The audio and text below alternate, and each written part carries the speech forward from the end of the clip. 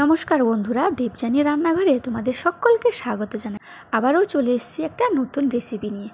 Chowmein আর চাউমিনের snacks আমি আজকে তোমাদের কাছে শেয়ার করব। নিজস্ব মতন তৈরি করব, তোমাদেরকে শেয়ার করব কীভাবে বানাই সেটা তোমাদের কাছে শেয়ার করব। তো চলো স্টার্ট করি বেশি কথা না বাড়িয়ে।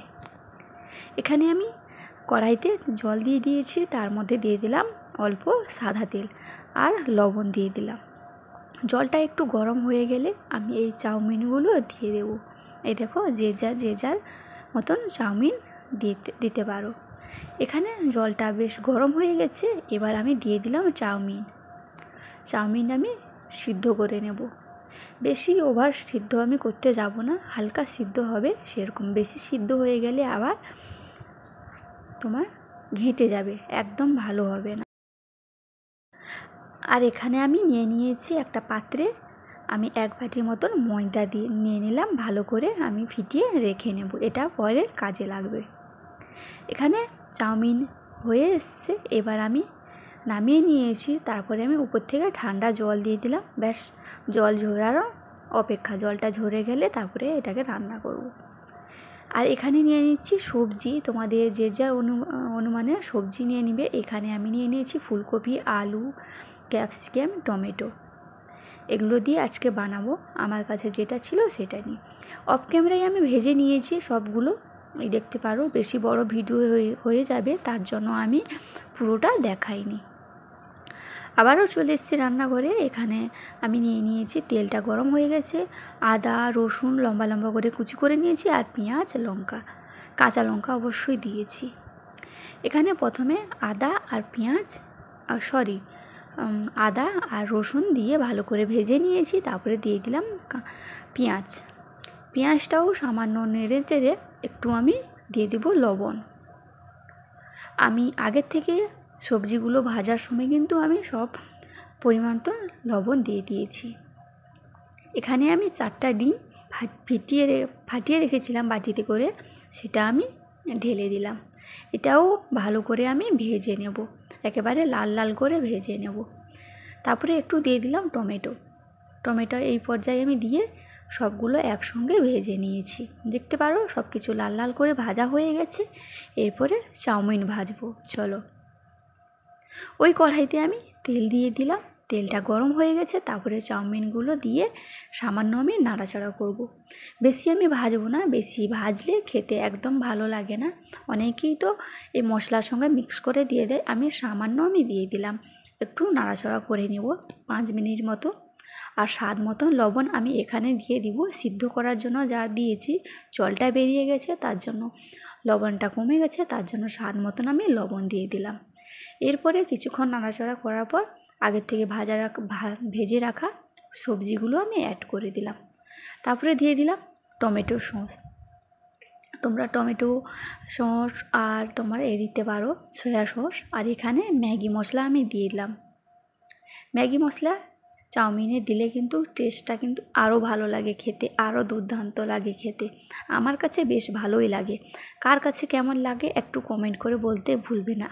আর হ্যাঁ, একটু সুন্দর করে কমেন্ট করে ভুলবেন না যে এই রেসিপিটা তোমাদের কাছে কেমন লাগলো। ভাজা হয়ে গেছে, এক সাইডে রেখে দিয়েছি চাউমিন।